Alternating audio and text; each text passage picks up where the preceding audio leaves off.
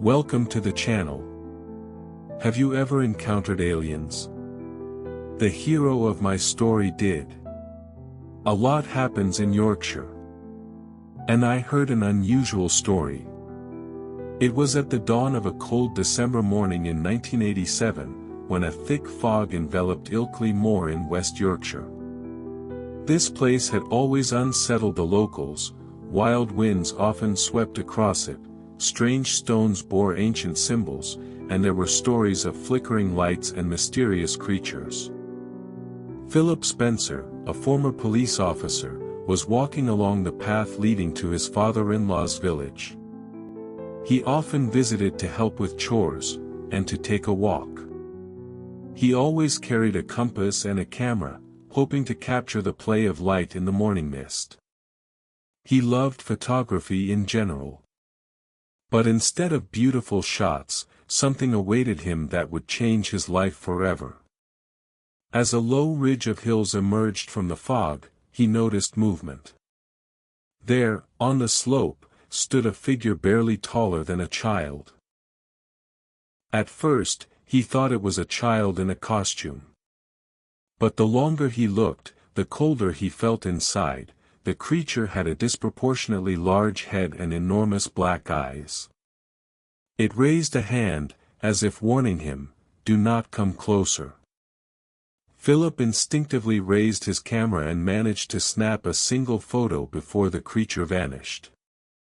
In the next moment, a strange metallic object shot up into the sky above the hill, disappearing at incredible speed. The wind sweeping down from the northern hills tore chunks of fog from the moor and carried them away like white ghosts. Ilkley Moor, an ancient highland in the heart of Yorkshire, awoke slowly and heavily, like an old beast that had slept in its lair for centuries.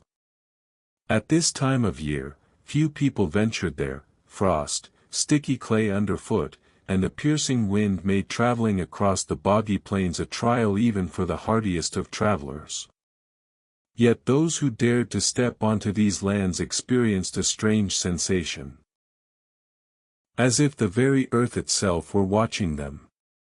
The boulders jutting from the soil resembled ancient idols forgotten by time.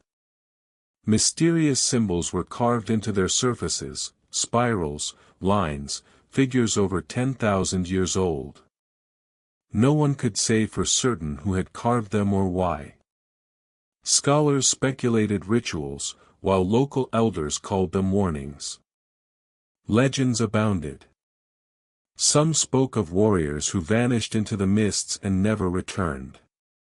Others told of flickering lights that lured travelers into the marshes, where death awaited. And there was yet another story, whispered in pubs, of those who encountered the grey beings. Their descriptions were always consistent. Short figures with disproportionately large heads and eyes, like two black mirrors. Philip Spencer, a former police officer, had heard these tales many times. He treated them skeptically, as befits a man of the uniform, trained to rely on facts. Yet something about the stories unsettled him whenever he prepared to make the journey. It was the first day of winter, December 1st, 1987. Cold gripped his breath, and every step on the trampled grass crackled underfoot. Philip pulled the collar of his jacket tighter and gripped the strap of his camera. He hoped to capture a few shots. The morning light piercing the mist sometimes produced remarkable images. It was a small passion of his, to capture moments that slip away unnoticed. He was walking toward the village where his father-in-law lived. Usually, Philip took the longer, safer route along the highway, where there was at least some chance of encountering other people. But today, he took a risk. The trail through the moor cut his journey almost in half. Ilkley Moor greeted him with silence. Even the birds seemed reluctant to sing at this hour. Everything around him felt muted. Wind, footsteps, even thoughts. Only the occasional frost-covered boulders broke the monotony of the grey grass. At some point, Philip felt he was not alone. The fog, thick and dense, seemed to conceal movement, slight, gliding motions. He paused, listening, but heard only his own breathing. "Relax," he told himself. "It's just legends. There's nothing here." And yet, a feeling grew inside him, as if something was watching. The clock showed 7 a.m., but it seemed as though night had not yet ended. Then something strange happened, the world around him suddenly brightened.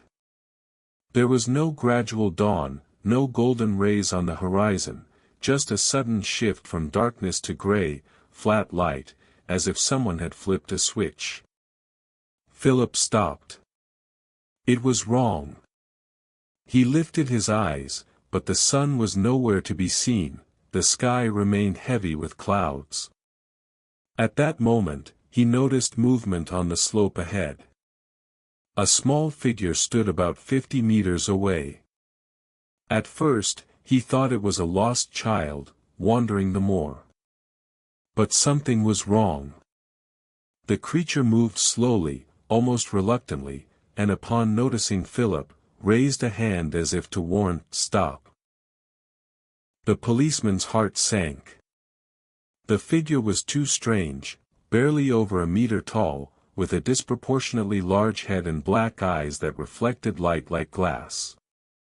Its face showed no expression, no fear, no malice. Only cold observation. Philip froze for a moment. Then reflexes took over, he raised his camera and pressed the shutter. The spring clicked, a sound louder than a gunshot in the stillness. The creature immediately turned and ran up the slope, vanishing into the fog. Philip, unable to believe his eyes, sprinted after it. He reached the top just in time to see something he would remember for the rest of his life. Directly above the hill, barely touching the ground, hovered a dome-shaped object. It glowed faintly and, as if sensing his gaze, shot up into the sky at incredible speed. Philip didn't even have time to raise his camera. In the next moment, the sky was empty again. He stood there, breathing heavily, feeling the cold seeping into his bones. Everything looked ordinary, the hill, the rocks, the fog. Yet inside him, a feeling had settled, that reality itself had just cracked. He took out his compass to orient himself. And then another strangeness awaited, the needle pointed south, though he was certain he faced north. Silence once again enveloped the moor. And only one thought echoed in his mind, what the hell did I just see? Philip walked quickly, almost running. His heart pounded, his breath came in short gasps. Every fiber of his being demanded one thing, to get as far away as possible from the place where he had just seen the strange creature and the gleam of a metallic dome in the sky. You just imagined it, he repeated to himself, trying to reassure himself, yet deep down he knew it wasn't imagination. The moor stretched endlessly. Wisps of whitish fog seemed to chase him, wrap around him, clutching at his shoulders and legs like cold fingers. Each step echoed in his mind. He pulled out his compass, wanting to make sure he hadn't lost his way. The needle trembled as if it could not find rest. And, again, the same strangeness, it pointed south, though he was absolutely certain he was heading east. "Damn it," he muttered aloud, snapping the compass shut. For a moment, he thought about throwing it away, but the habits of a man trained to trust his instruments prevailed. Philip simply tucked it deeper into his pocket, deciding not to look at it again. Soon he spotted familiar landmarks, a small copse, the trail between the boulders. With each step, he drew closer to the village. Along with this came a strange feeling, as if he had survived something dangerous but had not yet fully realized what it was. In the distance, church bells rang. 3 muffled strikes, then a fourth, a fifth 10. Philip stopped, stunned. 10, he whispered, raising his eyes to the clock tower. He had set out onto the moor at 7 in the morning. The journey should have taken no more than an hour, even at a slow pace. But now the hands pointed to 10. 3 hours had vanished. How? He turned to look at the foggy expanse from which he had come. Everything was quiet, empty, as always. No strange figures, no light, no sound. Only the wind drove the clouds across the sky. Maybe I misread the time, the thought flickered. But inside, a deeper, more terrifying realization gripped him. He remembered how suddenly it had become daylight, as if someone had sped up the clock. He remembered the photo. He remembered the dome in the sky. The 3 lost hours yawned in his memory like a void. He tried to fill the gap, straining his memory. But there was only gray nothingness, like fog swallowing sound. No, he told himself, almost defiantly. This just can't be. And yet, the fact remained, he had lost time. In the village, life went on as usual. People hurried about their business, dogs lazily dragged their leashes. No one paid attention to the tall man with a worried expression and a camera slung over his shoulder. Philip reached his father-in-law's house and knocked. The door opened to reveal an elderly man in a warm vest, looking at his son-in-law with mild surprise. "Where have you been? I thought you'd changed your mind." "I was just a bit delayed," Philip replied uncertainly. He couldn't tell the truth. How could he say, "I saw a creature in the fog," and then 3 hours vanished? They would have thought him mad. They sat at the table, drinking strong tea. Philip tried to follow his father-in-law's stories about the farm, but his thoughts kept returning to that moment. His fingers instinctively reached for the camera. The film was inside one on it, an image. Suddenly, he felt afraid to develop the shot. Afraid to see confirmation that it had all really happened. And at the same time, he craved it. He needed proof. That night, he could not sleep. Lying on the creaky guest bed, he listened to the silence. Outside, the wind howled, and occasional raindrops rattled on the roof. Every rustle sounded like footsteps. When he closed his eyes, images flared in his mind, the enormous black eyes, the cold gesture to stop, the glow shooting into the sky. And then, nothing. Somewhere deep in his memory, something else stirred, a fragment of a feeling, as if he had seen not only the creature on the slope but something greater. But memory slammed shut again, leaving only a hollow fear. 3 hours. Where had they gone? He knew one thing: first thing in the morning, he would develop the film. Morning came early. Philip had barely slept. The night was filled with heavy dreams from which he awoke with sticky sweat on his brow. Distorted faces, flashes of light, echoing voices whose words he could not understand. But what left the deepest impression was the feeling that he was not alone. Someone stood nearby, watching, touching his thoughts as if flipping through a book. As soon as dawn broke, he packed up immediately. He had held his camera with him all night, as if afraid the film might disappear on its own. Now, it seemed to him the key to the truth. In Yorkshire, there weren't many places where he could develop the film quickly, but he knew a small shop in a nearby town where the owner would always help if it was urgent. He took the first bus and, as it swayed along the narrow road, kept his eyes fixed on the bag holding the film. Two voices argued in his head. One said, "You'll go mad if you see what you remember on that photo. Better throw the film away and forget everything before it's too late." The other said, "If there really is proof there, you have to preserve it. This could be the most important event of your life." He chose the second voice. The shop smelled of chemicals and old magazines. The owner, a gray-haired man with round glasses, nodded at Philip and took the film without asking questions. "It'll be ready in 2 days," he said, as usual, but seeing the client's expression, he added, "Or I can try tonight." "Yes. Tonight," Philip replied curtly.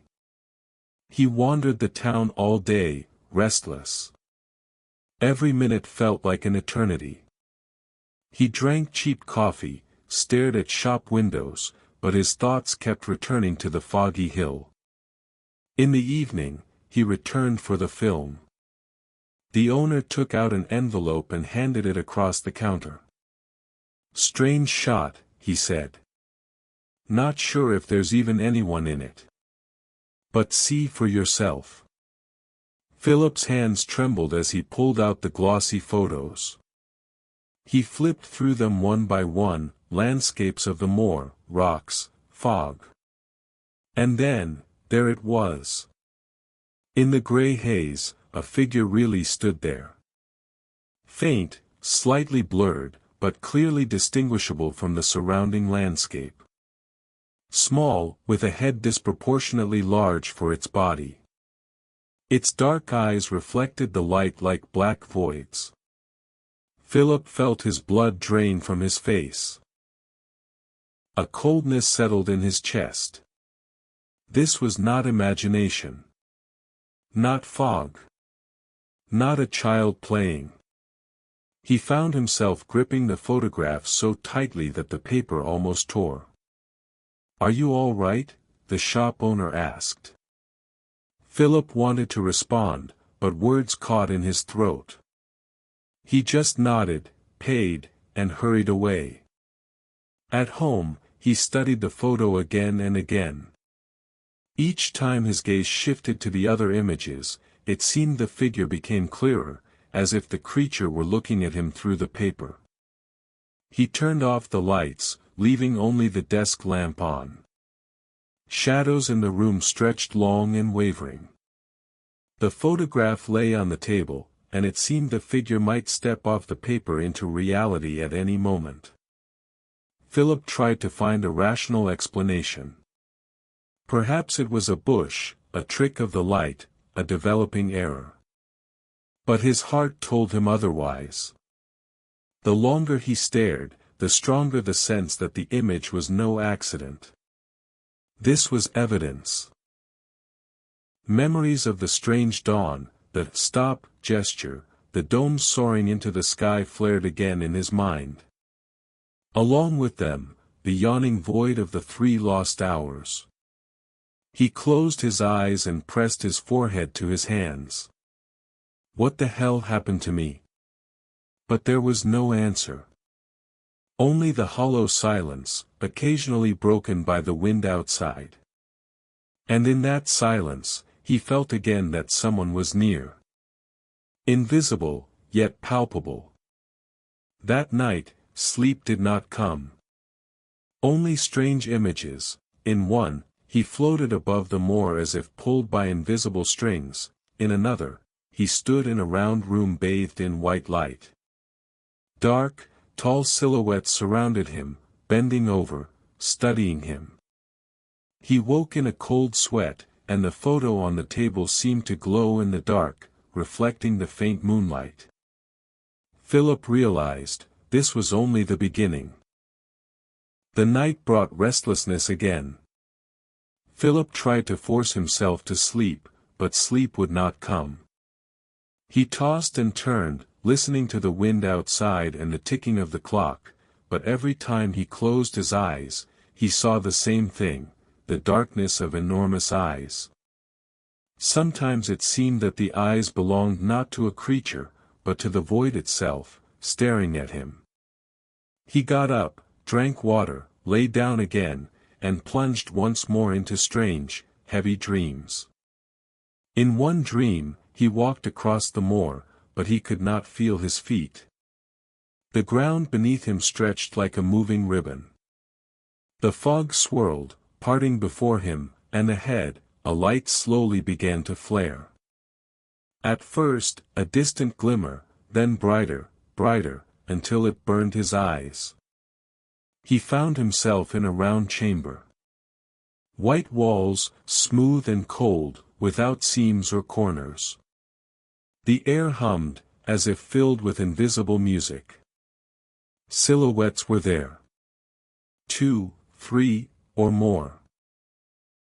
They moved silently, almost floating, surrounding him.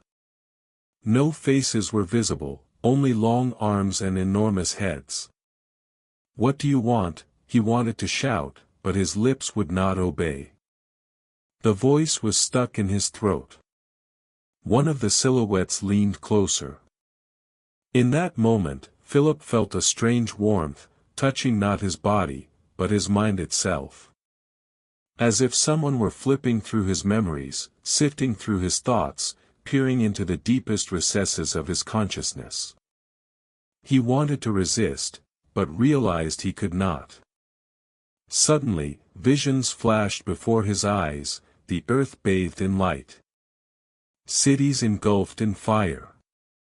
People running and screaming. Waves sweeping across coastlines.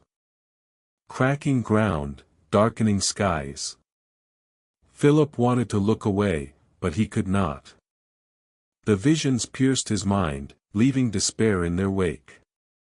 Then everything vanished. He was back on the moor, but now in darkness. In the distance, the metallic dome flickered. A voice echoed in his mind. Not in words, but as a thought, "Remember." He awoke abruptly, as if pushed from the dream. His chest heaved, the sheet was soaked. He sat with his hands pressed to his face, trying to still the trembling. Through half-sleeping eyes, he noticed the photograph on the table. In the dim moonlight, it seemed the figure in the photo had become clearer. He blinked. No, it was the same. Blurred. Misty. But his heart told him otherwise. With each passing day, it seemed to draw nearer. In the morning, he felt exhausted. But inside, a decision had taken root. He could no longer remain in the dark. He had to understand what had happened during those 3 hours. Philip had heard rumors of people who had experienced similar events. The abducted. Those who claimed to have seen strange lights, lost time, and later remembered everything under hypnosis. He had always treated such stories with irony. But now, they were his only thread. Philip decided he would find someone to guide him through hypnosis, even if what he saw would shatter him completely. Evening had fallen over the town when Philip stepped out of the doctor's house. The noise of the street seemed distant and unnatural, as if he had not returned to the earth but to a strange stage set, where everything appeared familiar yet devoid of real life. He felt weak, his head pulsing with tension, as though the echo of a foreign voice still lingered inside his skull. Hypnosis had pierced a hole in his memory, and from that fracture, darkness poured forth. Now he knew that the morning on the moor had not ended with a photograph. Something far more sinister had been concealed within it. Over and over, before his eyes, the white round room surfaced, its walls seeming alive. There were no shadows, no source of light, everything shimmered from within, blurring the contours of shape. The figures of the beings moved smoothly, silently, as if they themselves were part of that glowing matter. Their long arms touched his body, and the chill of their touch penetrated to his bones. Within the creatures, there were no emotions, only intent, unfathomable and icy. Their black eyes reflected nothing, yet behind them lay a mind so superior to human comprehension that its mere presence shattered any familiar understanding of reality. Philip felt not like a human, but as a tiny part of a grand experiment, in which he was merely an object of observation. Then came the visions. At first they were vague, but the deeper he recalled, the clearer the images became. Fiery mushrooms rose over ruined cities, oceans surged, washing away coasts, and thick black smoke cloaked the skies. The earth writhed under the blows of the elements, and humanity vanished into chaos, like an anthill destroyed by a careless hand. The meaning of these visions was clear, requiring no words. An alien mind had implanted it directly into his consciousness. This was a warning, a sentence, a mirror of the future. Humanity was marching towards self-destruction, and the time allotted to it was swiftly running out. Philip felt that within this knowledge lay not only threat but a strange indifference. The beings expressed no sympathy, offered no salvation. They simply showed. Like a researcher opening a cage with a laboratory mouse, recording its behavior. When the memories released him, a void remained in his chest. His own life had lost its weight. Work, home, familiar faces, all seemed unreal, like a pale shadow after a blinding flash. He now carried unbearable knowledge. Humanity was approaching the edge of the abyss, and nothing would halt its steps. The photograph he had once taken had become for him a symbol of this abyss. The small gray figure against the backdrop of the moor now appeared as a gateway into the boundless, cold expanse of an alien mind. He repeatedly examined the image, trying to find in its grainy lines any hint of explanation, but instead found only fog and unease. Sleep no longer came. At night he would sit by the window, staring into the sky. Every glimmer seemed a possible messenger, every flicker reminded him of what he had seen there, beyond human memory. The world around continued its course. People hurried about their business, laughed, argued, unaware of the fragility of their existence.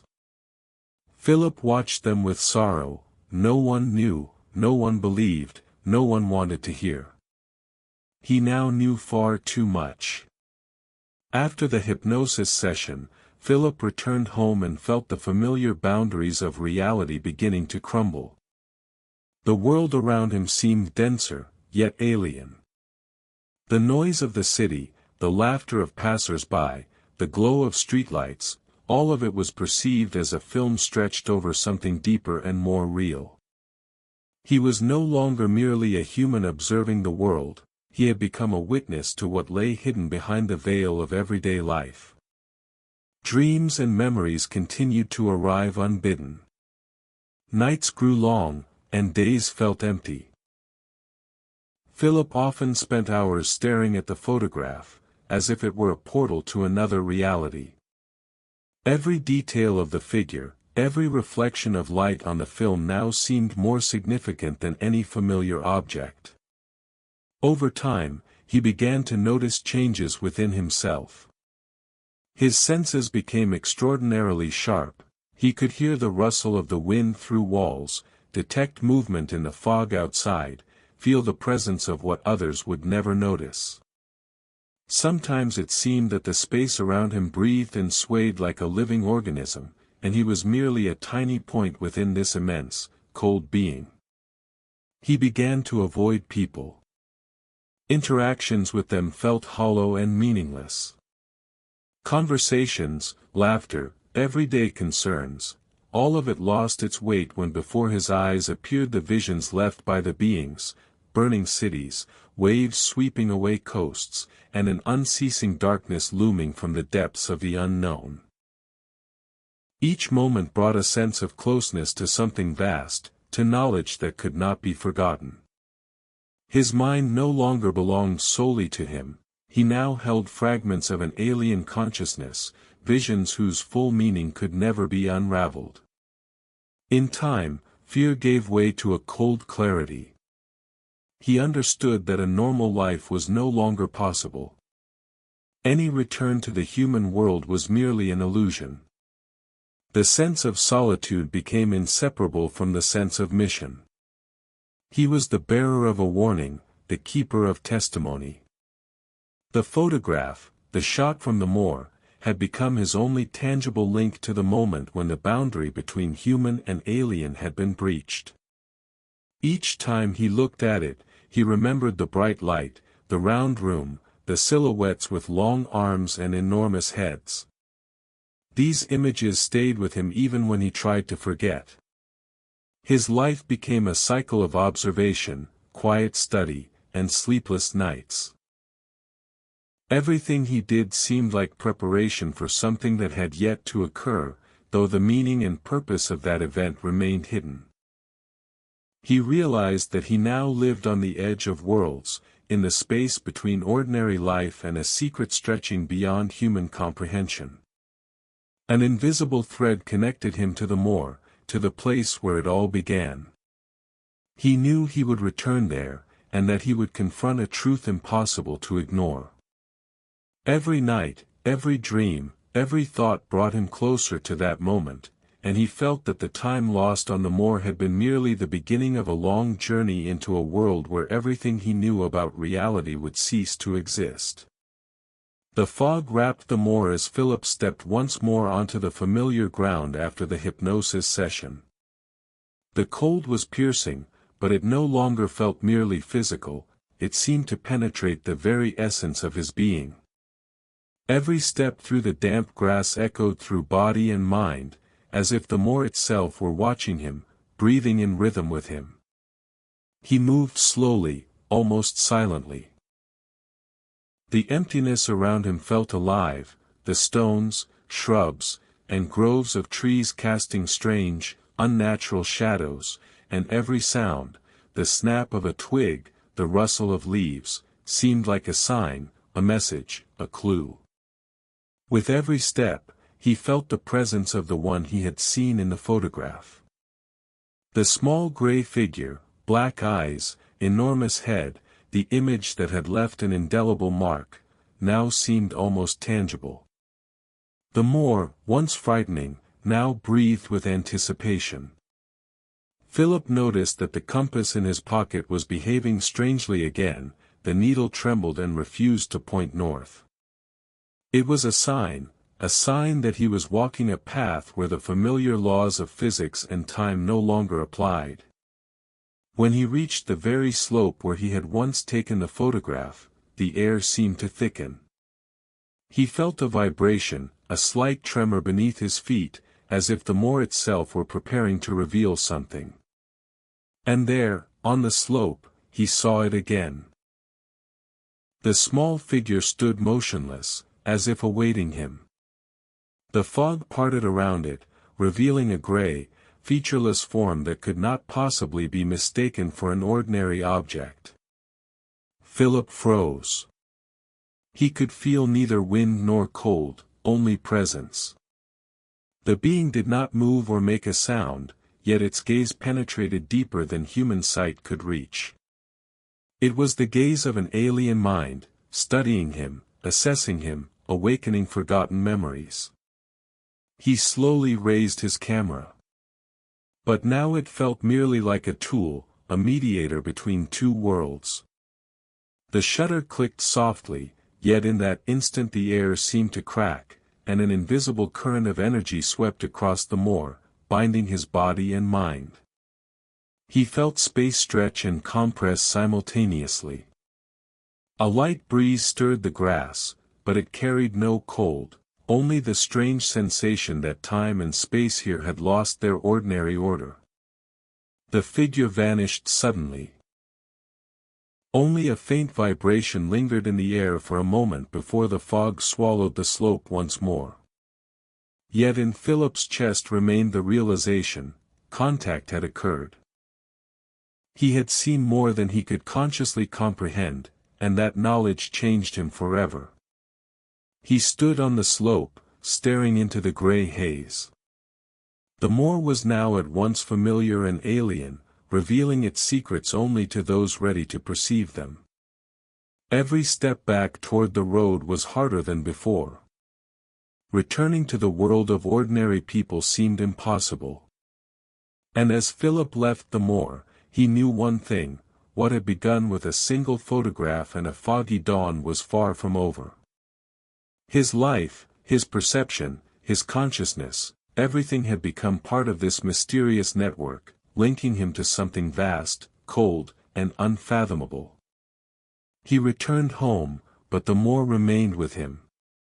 It lived in every rustle of wind, every dark corner, every one of his dreams. And he knew that one day, he would return again. After returning from the moor, Philip felt that the familiar boundaries of reality had blurred. His mind constantly sought the presence of what could not be seen with the eyes: figures, light, fog, alive with its own life. Each day seemed long and empty, yet at the same time saturated with an invisible energy that he felt in every detail of the surrounding world. At first, this manifested gradually. He noticed the tiniest movements of the fog, imperceptible to others. Every sway of the grass, every rustle of a branch or leaf became signs, messages from another reality. It seemed as if the space around him reacted to his presence, to his thoughts, to what he carried inside. His dreams became brighter and more distinct. He saw not just silhouettes but entire scenes: strange creatures spinning in light, enormous domes, and shimmering platforms upon which scenes unfolded as if from the future or a parallel world. Within these visions, time and space lost their usual meaning, past and future blended, and he became simultaneously observer and participant. His thoughts, once calm and rational, now intertwined with this knowledge.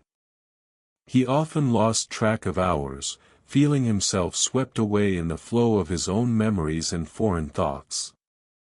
Sometimes he forgot where he was, losing sense of his body, as if his consciousness detached from its physical shell and floated above the ground, following threads leading back to the moor. Philip began to understand that the human world had become alien to him. Everyday life, work, home, conversations, lost all meaning in the face of the truth he had seen. He had become a bearer of knowledge that could not be shared. Attempts to explain what was happening met with emptiness and incomprehension. And the more he tried to cling to the ordinary, the sharper the rift between himself and the world became. Every day he returned to the photograph, the frame that had changed everything. It became a portal, a key, a symbol of what could not be forgotten. Even in bright daylight, amid noise and bustle, he saw in it the presence of something alien and immense, watching the world as it had once watched him. Over time, the moor's influence on his mind intensified. He began to sense thoughts that were not his own and premonitions that had no rational explanation. Every encounter with people, every random detail of the world seemed connected to this mystery. It penetrated his consciousness, leaving a mark that could not be erased. Philip realized one thing: he no longer belonged solely to himself. His consciousness had begun to intersect with something greater, foreign, cold, yet possessing a clarity that shattered ordinary perception. And the further he physically moved from the moor, the stronger his internal connection to it became. A normal human life had ended the moment he took the photograph and confronted the unknown. Everything else, work, routine, ordinary interactions, was merely shadows, a film overlaying reality upon which foreign signs and warnings continued to appear. Philip had become the keeper of this secret, a secret larger than himself.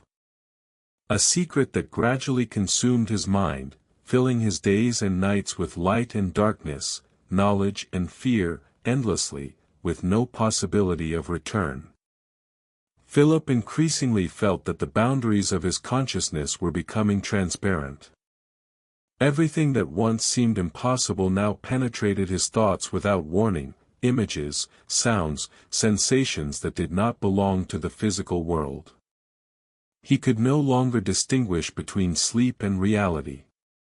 Every moment could be a continuation of the more, its memory, or a harbinger of the future.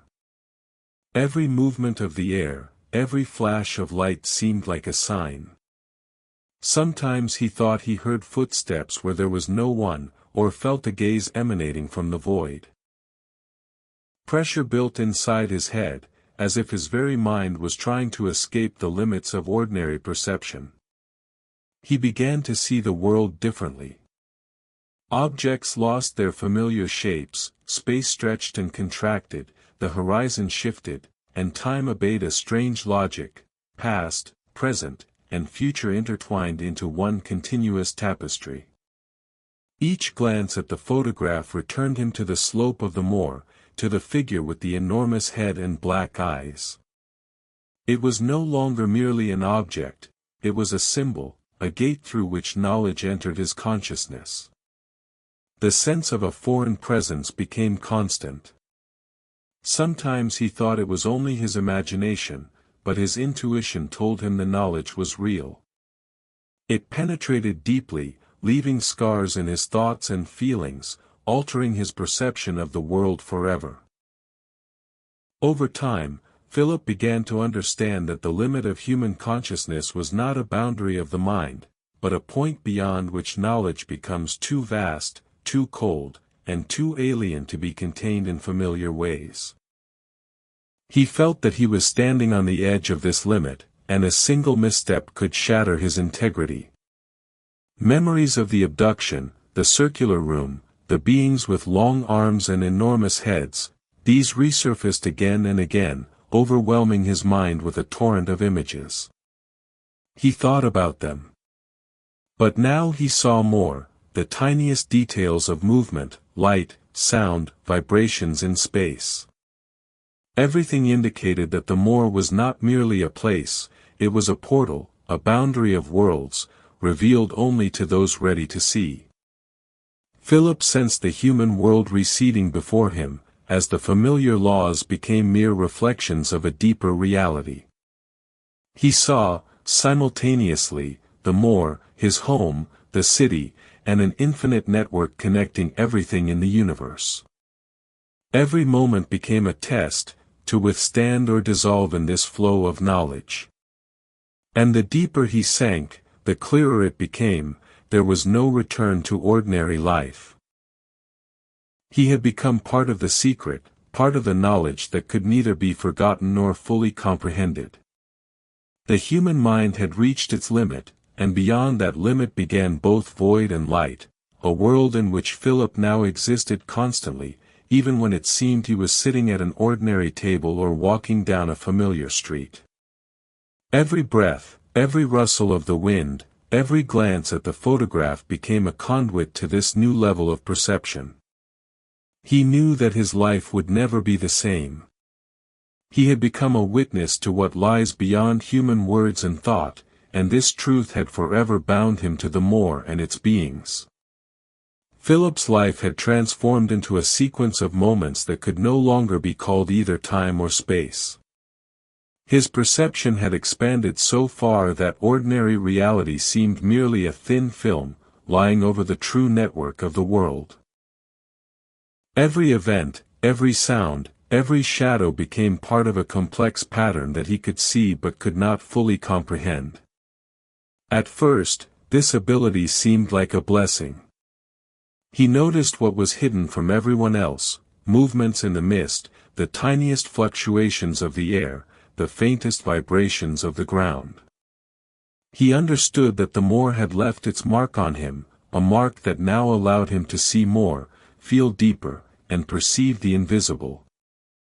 But gradually, he came to understand the other side of it.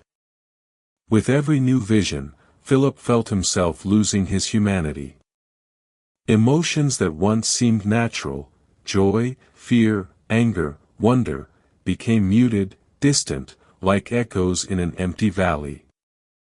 Within him grew a cold clarity that obliterated familiar feelings, leaving only knowledge and the sense of an alien mind's presence. Day by day, he felt his connection to the human world weaken. Conversations with loved ones became mechanical, laughter and street noise seemed meaningless. Behind it all, he saw only a flow of energy, patterns, and chaos usually hidden from the human eye. Dreams, once reflections of lived experience, had become lessons. Philip saw more and more, moments of the future, visions of possible destruction, countless threads of fate crossing and diverging. Sometimes the intensity was so overwhelming that he lost the sense of his own body, dissolving into the stream of knowledge that seemed to live a life of its own. Every touch, every sound, every glance at the photograph returned him to the moor. There he saw everything, the light, the mist, the figure with the enormous head and black eyes, its movements, its intent. He now understood that this experience had become part of his very essence. He could no longer separate himself from what he had seen, could not return to the life of an ordinary man. The price of knowledge was high. Philip felt a constant tension in his mind, demanding understanding, yet giving no rest. Every moment was a test, whether to maintain his connection to himself or dissolve into alien knowledge. And with it came a sense of responsibility. He understood that he had become the bearer of something that could not be revealed, forgotten, or passed to another. The secret of the moor now lived within him, and every action, every step he took in the world, was infused with its presence. Philip's life no longer belonged to him alone. It belonged to the knowledge he had witnessed, to the secret that could not be explained, and to the moor that had forever altered his perception of reality. He knew the path back was closed. Ahead lay only the road deeper into a world that was at once beautiful and terrifying, and from which there was no escape. Months passed, but Philip no longer counted them as days. He no longer lived within the time familiar to humans. In his consciousness, every moment, every instant of past and future, merged into one, creating an unbroken tapestry of events, premonitions, and visions. The moor, the figure with the enormous head, and the black eyes had become an inseparable part of his inner world. He felt simultaneously here and there, in the human world and beyond it.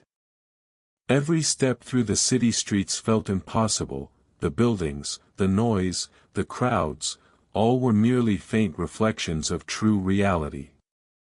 The real place was the moor, its mist, its slopes, and the hidden signs that he had now learned to read. Philip understood that his connection to the moor was no accident. This was not merely a meeting with the unknown, it was a portal, a point of intersection between worlds, a boundary of human comprehension. And now he had become the guardian of that boundary, the keeper of what cannot be seen, touched, or explained in words. The photograph he had taken on that cold morning now held a meaning far deeper than could be consciously grasped. It was not simply evidence of the encounter, it was a key, a symbol of eternal connection, a reminder that a human could simultaneously be a witness and a participant in something vast and incomprehensible. He felt the presence of the being, its mind, cold and clear like pure ice, penetrated his thoughts, not as a threat, but as a sign of acknowledgement. The connection had been made, and it could not be broken. It was more than contact, it was a fusion, understanding, and responsibility all at once. Every movement of the wind, every sound of the night, every dark silhouette on the horizon seemed to continue this mystery. Philip knew that the more lived within him, and he lived in the more. His perception would never return to normal. He had become the keeper of knowledge that could not be forgotten, a witness to what was hidden from human eyes, a part of the great and cold network of the universe. He accepted this not as a punishment, but as the realization of his new essence. Ordinary human life was in the past, and ahead lay a road into the infinite, a place where the mind intersects with mystery, where time holds no sway, where knowledge and fear merge into one. Philip knew that he could never speak of what he had seen. Words would be too weak, too limited to convey an experience that had become part of him. He kept silence, as a guardian of sacred knowledge, and understood that his fate was now to serve as a mediator between worlds, between what is visible and what is hidden. And when he once again looked upon the moor from the heights of his memories and visions, he felt that the connection was eternal. He was simultaneously part of the human world and part of that which lay beyond their comprehension. This knowledge brought no peace, yet it granted strength. He had become an eternal witness, a bearer of the secret, and this eternal connection defined everything he did, everything he saw, and everything he was. Philip gradually realized that his personal experience was only the beginning. The moor, with its mists, slopes, and hidden signs, existed beyond time and space, and his encounter with it was merely one of countless threads in the vast web of phenomena. Every vision, every image, every tremor of air was part of a greater whole, something that extended far beyond human comprehension. He began to notice that the moor left traces not only in his consciousness. Stories, legends, and whispers of strange occurrences, encounters with the unknown, and unusual beings were all tied to this territory. People who had once lived near it passed down tales in hushed tones, from which hints of the presence of something extraordinary could be discerned. Within Philip arose a sense of responsibility for these traces. He understood that he had become the keeper not just of his own experience, but of an entire lineage of observations, a chain of phenomena connected to the moor. His perception of time allowed him to see both the past and the future. How ancient people marked stones with strange symbols, how abandoned villages held echoes of mysterious events, and how the future would repeatedly resonate with this place. Philip sensed that the moor was not a location, but a state. It existed wherever the human mind was open and ready to perceive beyond the ordinary. His own consciousness had become a bridge through which knowledge, mysterious, cold, incomprehensible, yet invariably present, was transmitted. He understood that the moor did not wait for explanations. It did not require understanding, nor did it seek acknowledgement. It simply existed, leaving signs for those capable of noticing them. And he had become that intermediary, the one who sees, who preserves, and who knows that the true secret is never fully revealed, yet its presence is felt in everything.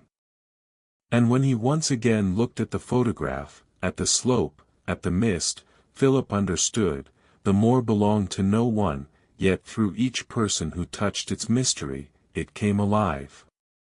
The legacy of the moor did not end with one individual. It continued, expanding, filling space and time, remaining a riddle that could never be possessed, but could be experienced with the entirety of one's soul. The moor knew no time, yet its influence was felt in everything that surrounded it.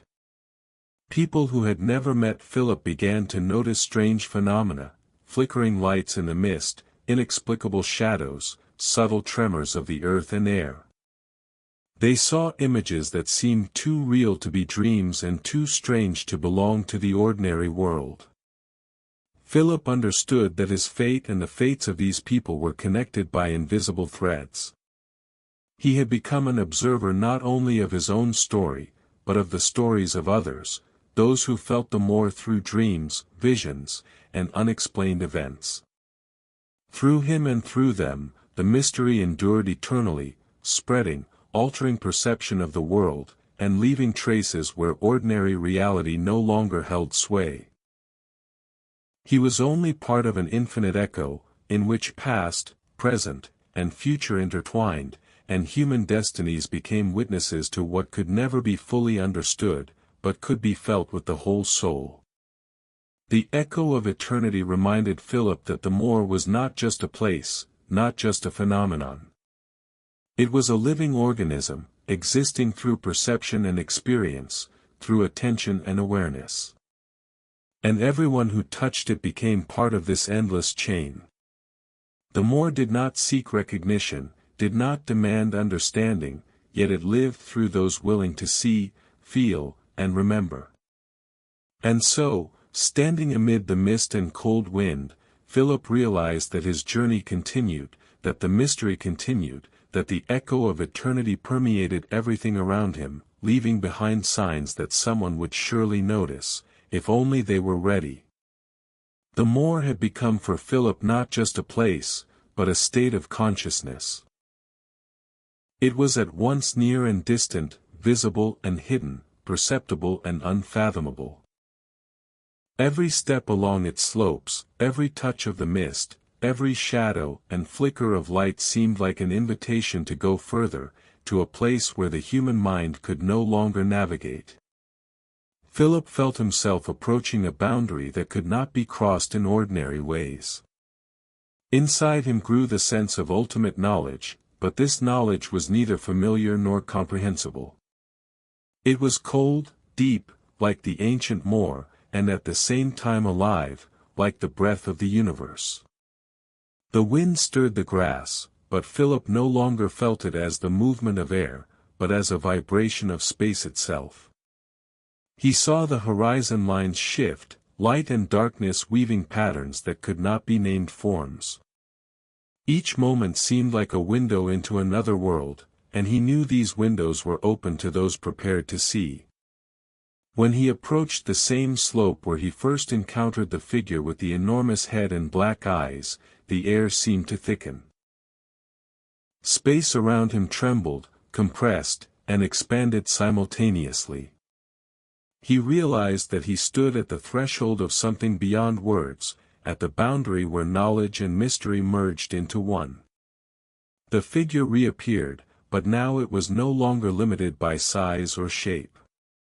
It was streams of energy, light and shadow, a consciousness that penetrated space and time. Philip felt its presence entering his thoughts, connecting him to the moor, to its past, present, and future. He understood that the human mind was never meant to comprehend fully what he saw. All that could be grasped was but a fragment, a tiny piece of an immense picture. The veil of the unknown prevented complete understanding, but opened the path to awareness. Sometimes seeing and feeling mattered more than understanding. And in that state, he realized there was no return. Human life, everyday concerns, familiar boundaries, all were left behind. Ahead lay only the moor, its mystery, its eternity, and his place within this vast, incomprehensible pattern.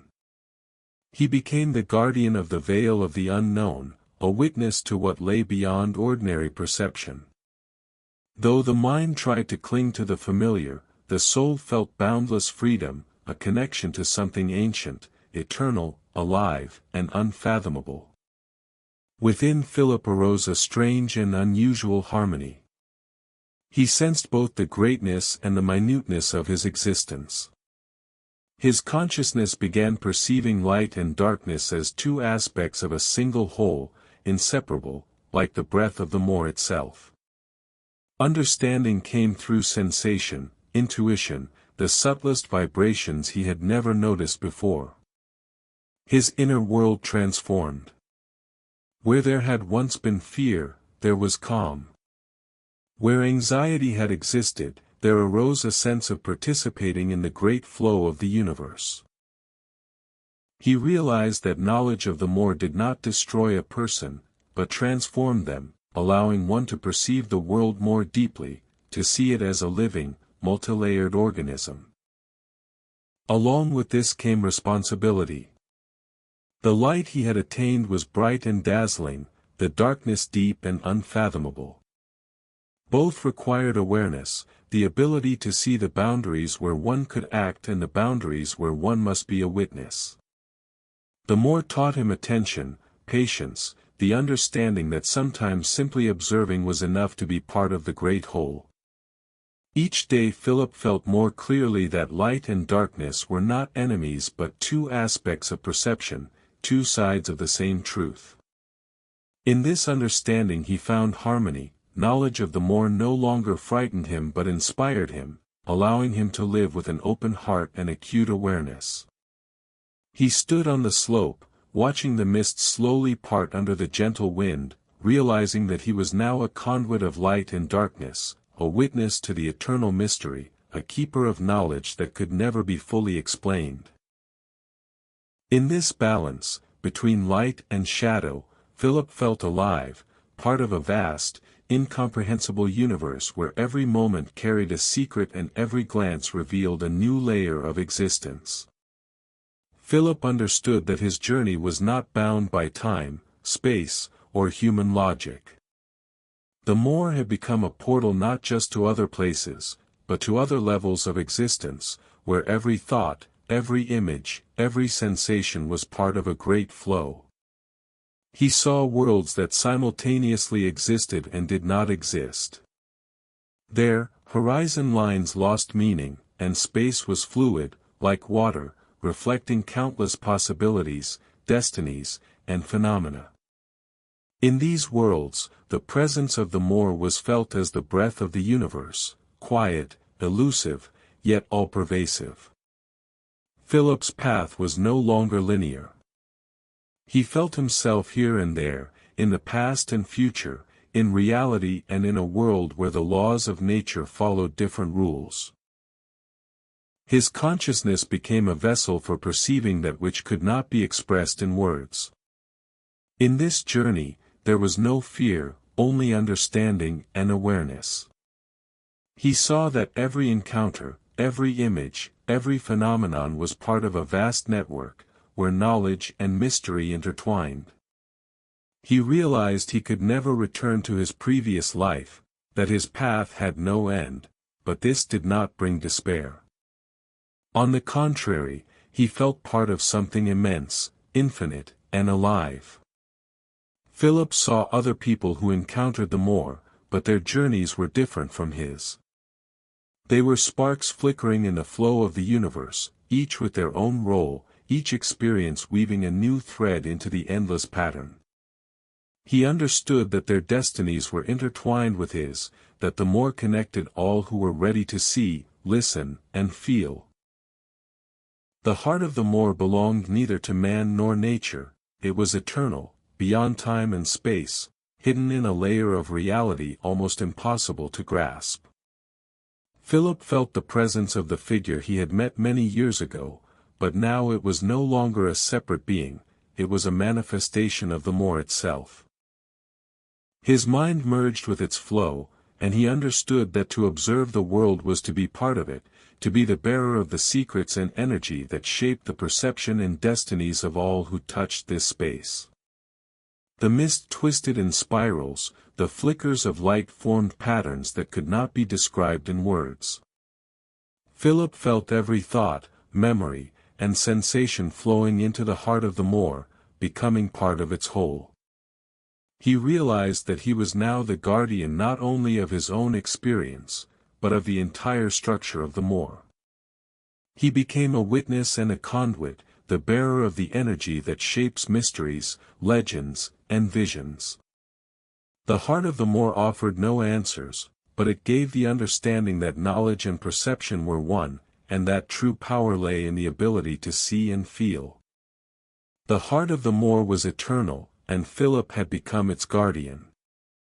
He knew the path would not end, that new horizons would open to those who dared to enter its mist. But now he was ready. His consciousness had become a vessel for perceiving light and darkness, knowledge and mystery, harmony and infinite motion. Philip no longer measured time by ordinary standards. The more knew no hours, days, or years. It flowed like an endless river, where past, present, and future interwove, creating a continuous stream of events and sensations. In this flow, everyone was connected to everyone else, everyone became part of a great, invisible network. Philip understood that the stream of eternity was not only power, but a lesson. It taught attention, humility, the understanding that knowledge does not always provide answers, and that perception is a path walked without expecting reward. And the deeper he immersed himself in the flow, the clearer he realized that the more lives through everyone who is ready to see it, and that its influence spreads infinitely, awakening new horizons of perception and experience. Skeptics consider the story a hoax. Supporters see it as a real case. Spencer himself sought neither fame nor fortune. To this day, the story remains a mystery. Have you ever experienced anything like this?